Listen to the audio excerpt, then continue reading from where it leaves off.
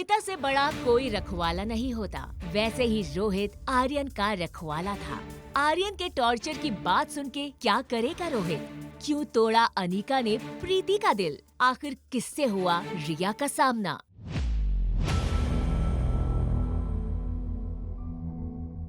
ये सुनते ही रोहित चलते चलते रुक गया। What do you mean by that? देखिए मिस्टर मारवा, मुझे लगता है आपके बेटे को उसकी ट्यूशन टीचर मेंटल टॉर्चर दे रही है, जिसकी वजह से उसकी मानसिक हालत बिगड़ सकती है। बच्चे कभी कभी बातों को बहुत सीरियस ले लेते हैं और हमें पता भी नहीं चलता कि कब हमारा कहा गया एक झूठ उनके लिए। रोहित ने बीच में ही अनिका को रोक दिया। एक्सक्यूज मी, आप कहना क्या चाहती हैं? देखिए, मुझे लगता है आपके बच्चे के साथ कुछ गलत हो रहा है और उसे आपकी जरूरत है। इतना कहकर अनिका वहां से चली गई। अनिका रूम नंबर 32 के बाहर पहुंची। उसने देखा सामने की बेंच पर प्रीति सर झुकाए बैठी थी। अनिका के कदमों की आवाज सुनकर प्रीति ने ऊपर देखा। जैसे ही उसे अनिका दिखी, वो दौड़कर अनिका से लिपट गई। प्रीति जोर जोर से रोने लगी।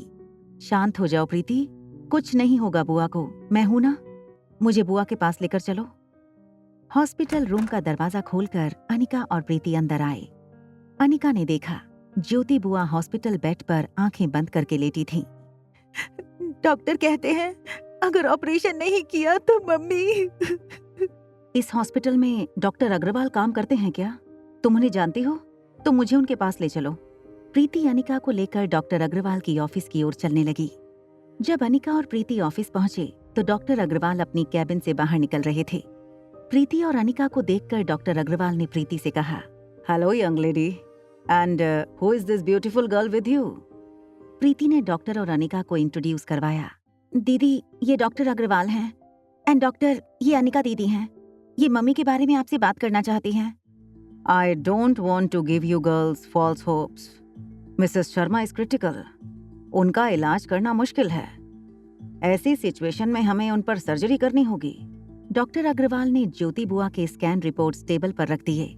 फिर एक मार्कर से अनिका को प्रॉब्लम समझाने लगे। डॉक्टर अग्रवाल को ये नहीं पता था वो ही the famous neuro surgeon doctor Amrita थी। तभी कैबिन का दरवाजा खोलकर कामिनी और मनीषा गुलेरिया अंदर आए। देखो अनिका, कामिनी हमारी सेकेंड ईयर की स्टूडेंट है। She is a bright student. उसने मिसेस ज्योति शर्मा की रिपोर्ट इंडिया की best neuro surgeon doctor Amrita को मेल की है और रिक्वेस्ट की है कि वो खुद आकर तुम्हारी ज्योति बुआ का ऑपरेशन करें।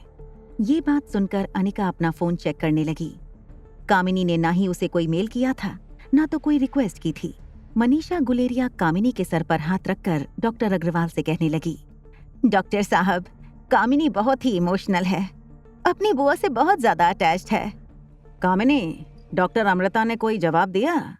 No sir, no answer. I think वो बिजी होंगी। फिर उनके charges?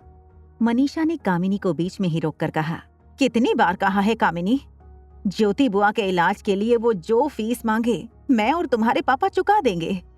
Mrs Sharma is lucky जिन्हें आप जैसा परिवार मिला। डॉक्टर अग्रवाल ने अपनी जेब से पेन निकाला। एक प्रिस्क्रिप्शन लेटर पर अपना नंबर लिखते हुए बोले, Anika, this is my personal number. तुम्हें जो कुछ भी पूछना हो तुम मुझे कॉल या मैसेज कर देना। I am here to help you out. Anika ने वो कागज पर्स में रख लिया। जब अनिका कैबिन से बाहर जाने लगी तभी डॉक्टर अग्रवाल ने अनिका से पूछ लिया, वैसे आप फिल्मों में काम करती हैं या टेलीविजन पर? इससे पहले कि अनिका डॉक्टर के सवाल का जवाब देती, कामिनी ने डॉक्टर अग्रवाल से कहा, सर, ये कोई मॉडल या एक्ट्रेस नहीं है, ये तो एक स्कूल ड्रॉप आउट है। 6 साल पहले मनाली छोड़कर भाग गई थी। शादी के दूसरे ही दिन पता चला ये तो पहले से प्रेग्नेंट थी। अब 6 साल बाद वापस लौटी है। अब जैसी भी है मेरी तो बहन है। बेहद शर्मिंदा होकर अनिका कैबिन से बाहर निकल गई। कामिनी अपने एक हाथ की उंगली में गाड़ी की चाबी गोल गोल घुमाने लगी। वो बहुत खुश थी। बॉल रूम में सबके सामने हुई उसकी इंसल्ट का आज उसने बदला ले लिया था। उंगली में चाबी घुमाते हुए वो प्रीति के पास गई और कहा, देखो प्रीति, तुम तो जानती हो कि मैं कितनी कोशिश कर रही हूँ ज्योति बुआ की जान बचाने की।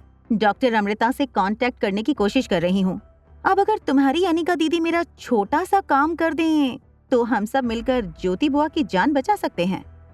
अनिका का ध्यान कामिनी की बातों पर नहीं था। वो सिर्फ ये सोच रही थी कि किसी तरह उसे ज्योति बुआ का ऑपरेशन करना होगा। प्रीति को कामिनी की बातों में एक उम्मीद दिखाई दी। प्रीति ने कामिनी से पूछा, बोलो कामिनी, क्या करना है हमें? दीदी मम्मी के लिए जरूर करेंगी, है ना दीदी? बोलो क्या करना होगा? मनीषा धीरे से अनिका के ठीक सामने आकर खड़ी हो गई। तुम्हारी माँ मरने से पहले वो जो 2 टके की फैक्ट्री तुम्हारे नाम कर गई थी, वो फार्मा फैक्ट्री तुम अपनी बहन के नाम कर दो बस। प्रीति बड़ी उम्मीद से अनिका की ओर देखने लगी। प्रीति दौड़कर अनिका के पास आई। वो एक ही रट लगा रही थी, दीदी प्लीज दे दो ना कंपनी, प्लीज दीदी दे दो ना। प्रीति कुछ बात करे उससे पहले अनिका वहां से निकल गई। अनिका का ये रूप देखकर प्रीति का रोना थम गया। वो सिर्फ खुली आंखों से उसे अकेला छोड़कर जाती हुई अनिका को देखने लगी। Hotel paradise top floor. Anika के स्वीट की डोरबेल बजी। रिया ने दरवाजा खोला। रूम सर्विस रिया का ऑर्डर किया हुआ पिज्जा लाया था। बॉय ने पिज्जा डाइनिंग टेबल पर रखा। इस पर रिया ने बड़े प्यार से कहा, अंकल मम्मा आपको टिप दे देंगी। बॉय रिया को स्माइल देकर चला गया। जैसे ही रिया ने पिज्जा का टुकड़ा उठाया, उसे कुछ याद आया। उस दिन फोन पर जिस दोस्त से बात हुई थी, वो तो होटल लॉबी में आया ही नहीं। रिया ने प्लेट में पिज्जा के 2 टुकड़े लिए। धीरे धीरे वो सामने वाले स्वीट के दरवाजे तक पहुंची। थोड़ी देर किक करने के बाद धीरे से दरवाजा खुला। दरवाजा आर्यन ने खोला था। दरवाजा खुलते ही रिया और आर्यन ने एक दूसरे को देखा। रिया के हाथ से प्लेट गिर गई। दोनों कुछ देर एक दूसरे को देखते रहे। उन्हें लगा किसी ने उनके सामने मिरर रख दी हो। एक दूसरे को सामने देखकर कैसे रिएक्ट करेंगे आर्यन और रिया? क्या रोहित मिस मैरी को निकालेगा नौकरी से? कैसे करेगी अनिका ज्योति बुआ का इलाज? क्या अब प्रीति को अनिका के खिलाफ भड़काएगी कामिनी? जानने के लिए देखिए अगला एपिसोड सिर्फ पॉकेट एफएम के YouTube चैनल पर। और एक लड़की को तो देखा के सारे एपिसोड्स को सुनने के लिए डिस्क्रिप्शन में दी हुई लिंक से डाउनलोड कीजिए पॉकेट एफएम ऐप।